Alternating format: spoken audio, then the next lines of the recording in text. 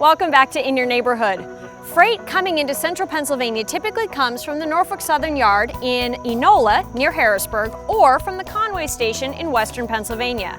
However, North Shore also receives freight from the Canadian Pacific Line that comes down from Binghamton. Most of our freight in this area will come in through Enola. They will bring it up here to Northumberland Yard. At Northumberland Yard, our cars get segregated from their cars, and we receive them. After they get done switching and give us the freight, we end up switching it for our 6 different railroads. We will take a train that will be given to us in the evening, approximately 3 o'clock in the afternoon. We will have a yard crew in. They will take the cars, further switch them, send them to Williamsport, Nittany Bald Eagle possibly, and Union County, North Shore, and Shamokin Valley down here. So there's an extraordinary amount of switching. Tom took us up to ConAgra in Milton to see just what happens when a local shows up with 4 loaded rail cars. North Shore Mobile to North Shore 1940, over. North Shore 1940, answering the North Shore Mobile, over. Okay, North Shore 1940, you can come across here and start with your switching work at ConAgra. Roger, okay to come across and start our work at ConAgra, thank you. The first order of business for the North Shore crew is to touch base with employees at ConAgra to ensure that they are cleared to start moving the cars. Our crew today on North Shore 1940 is engineer Brady Ongst, conductor Caleb Hoover, and brakeman Justin Wagner. As the conductor, it is Caleb's decision how to best remove the empty rail cars and leave the full cars in the correct place on ConAgra's siding. We are very highly regulated also by governmental, so we have to cross all the T's, dot all the I's every day, every hour that we work. Our employees go through extensive training. It's not we hired you today and you can go run your train tomorrow. It could be as much as 2 years before that new hire ever touches the controls of a locomotive. He will start out as a brakeman. Well, he will start out as a trainee brakeman. Then he will eventually move to be a conductor and eventually move to be an engineer. And now our system is once you become an engineer, you're an engineer/conductor. The guys like, instead of always being stuck running the locomotive or working the ground, they will switch every other day if they're on that same crew. One day he runs the locomotive, the next day he's a conductor. We found also this makes a much better employee, a much more understanding of conditions.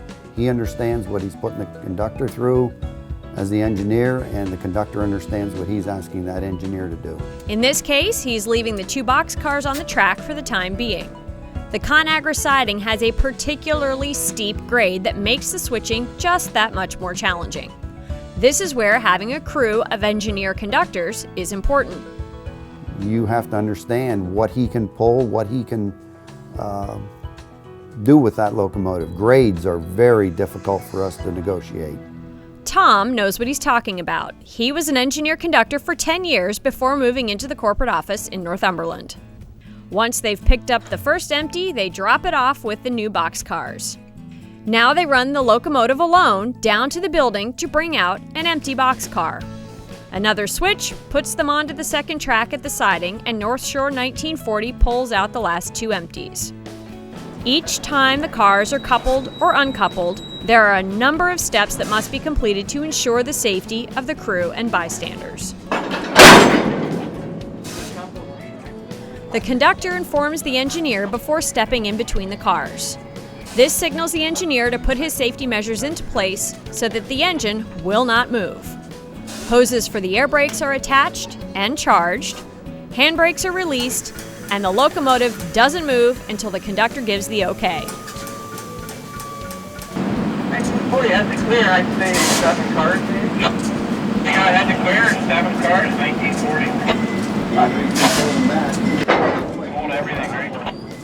Hold everything now. You heard Caleb tell Brady he would be clear at 7 cars. All distances are communicated in car lengths. So 7 car lengths puts the train clear of the switch. Given that a loaded rail car can weigh more than 100 tons and can travel at speeds of 40 miles an hour or more, it's no surprise that the railroad industry is heavily regulated by the government. We have a 92-day inspection that has to be done. People think it's bad getting their car inspected once a year. Our locomotives have to be inspected every 92 days. Wow. So it isn't, and it's about a 3-day process to do that. North Shore has 25 locomotives across the system. Because Lewistown is not easily accessible, 2 engines are stationed there permanently. But Williamsport is really the hub of the locomotive operation. Generally, we keep 4 to 5 locomotives in Northumberland to serve our railroads. We keep approximately 6 at the Nittany Bald Eagle. We have 1 to 2 at Lock Haven.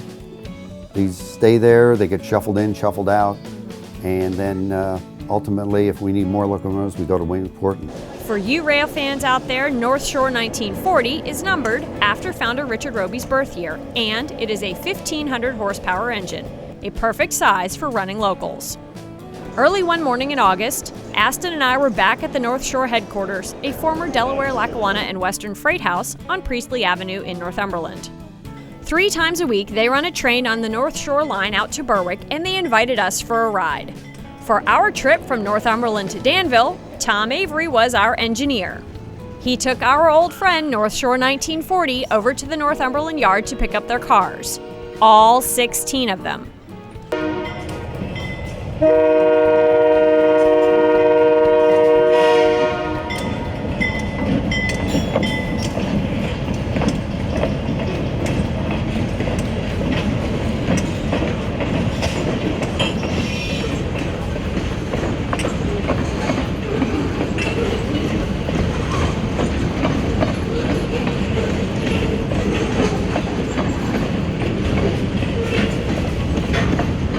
Shane Smith, North Shore superintendent, loaded us into his car and took us down the line to a runaround where they would be switching the cars to get them ready for delivery.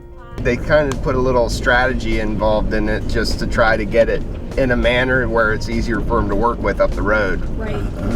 That makes sense. So that's why they switch things around.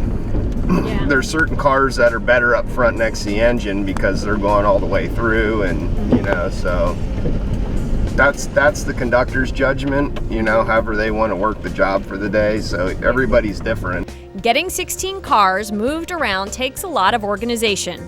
With Tom in the cab, Randy Ulrich and Vernon Heimbach as conductors, they eventually got it done. And they showed us a couple of railroading tricks along the way. This is what you call a kick, and it's a big time saver when you're switching a lot of cars.